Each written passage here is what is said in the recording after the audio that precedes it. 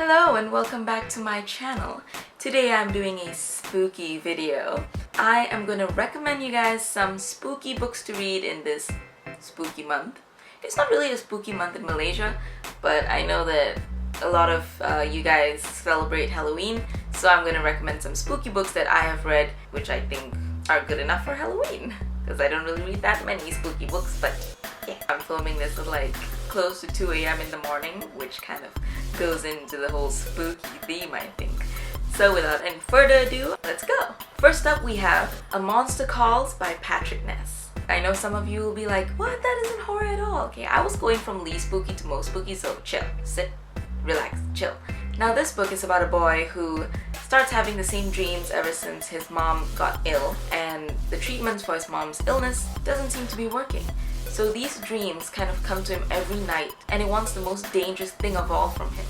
It wants the truth. So this book is actually a pretty good read. On the spooky factor, I give it a 2 out of 10, which is equivalent to carving pumpkins. Next we have The Boy Who Could See Demons by Carolyn Jess-Cooke. This book was really good. It actually kind of centers around a boy who can see demons, obviously by the title. The realm of this book is centered on psychology as well. So it makes you kind of think, is he really seeing demons? Or does he just have a really severe case of schizophrenia? And really nobody knows. So you will find out in the book when you read it. On the spook factor, this book got a 2.5 out of a 10. Not a big jump from the previous book, but it is equivalent to telling someone a superstition that you don't even believe.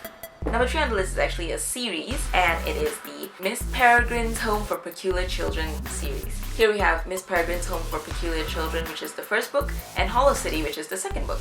I have yet to get the third book, Library of Souls, because I have been procrastinating. I should get that. I should get the book. The story itself isn't really spooky, but when you put into account all the lovely images that Ransom Riggs includes in the books, and you stare at them for a while, it kind of gets a bit spooky. So I recommend reading this for October because it is pretty spooky with the pictures and stuff, but it's really good. I really love this series, and I give it a 4 out of 10 on the spook factor, which is equivalent to Casper the Friendly Ghost Who Got Angry. Number 4 on my list of spooky recommended reads is The Diviners by Libba Bray. I know some of you don't really classify this as a horror, but some aspects of it were kind of really spooky to me, so I thought I would include this in the list as well. I just really recommend this book to all of you. I hope you enjoy it. On the spook factor, I gave this book a 5 out of 10. Okay, halfway point, I'm just warning you guys that I'm not that good with horror, so that's why my spook factor is kind of exaggerated. Number 5 on the list is The Supernatural Enhancements by Edgar Cantero. This book is really amazing because it has all these kind of entries. You get audio recordings, you get diary entries, interviews, even like CCTV footage being translated into words. I had a review of this book done. If you want to check that out, you can just click on the link right here or in the description box below. So I recommend this book because although it wasn't as scary as something else, it has a play of supernatural elements in it, which was really cool and quite unexpected actually. So I gave this book a 6 out of 10 on the spook factor. It's like a haunted house in the morning. Yes. Number 6 on the spooky list is Firefly Rain by Richard Dansky. This book I read a while ago, so I'm not sure if it'll still scare me now, but when I did read it, it was really spooky. This is purely to do with paranormal stuff and supernatural stuff, so it's not really much of a thriller, which was what some of the previous books were to me. This was quite a good horror, I would say so. So the main character of this book goes back to his hometown, and he finds that things are a bit weird because some things did not change, and now he finds out there are some things not letting him leave this town. So he's kind of spooked out by it.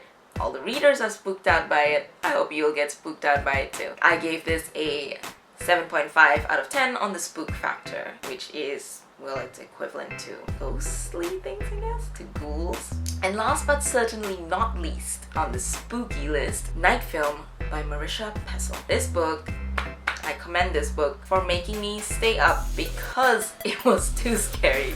I was too afraid to close my eyes to sleep, so I ended up staying all night reading it so I wouldn't have to fall asleep. And this book is really cool. It's about this reporter who delves back into a case regarding this famous director who has a cult following. And what's curious about it is that a few years ago, he was investigating the same director and his life got torn apart. So you'd be like, why the hell would he want to do it again, right? Well, you're gonna find out. You're gonna find out if you haven't read the book. It's really interesting. I give this a 8.5 out of 10 on the spook factor, mainly because it kept me awake all night long. I am not joking. I did not sleep a peep that night. I'm the kind of person that thinks too much about spooky things. I scare myself with it, so and then I kind of like stay awake thinking like, shit, why did I start thinking about it? So yeah, and I still like to read spooky things, so it's kind of weird. Oh, I do recommend though, if you want to spook yourself, to go on over to Cryotic's channel. He does narrations / readings of some of the stories on Reddit No Sleep, and it's really cool because he does it in such a really intriguing way. And that's a wrap for my spooky recommended reads for the month of October. I hope you guys enjoyed it, and leave a like if you like this video and the premise of it, spookiness and stuff. I really enjoyed it. And leave a comment below telling me what are your favorite spooky reads that kind of give you the chills, you know? So thank you for watching, and I will see you guys in the next one. Peace out.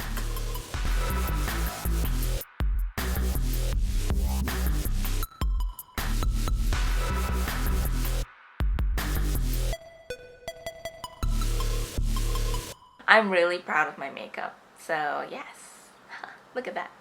Look at my eyelashes, it's beautiful.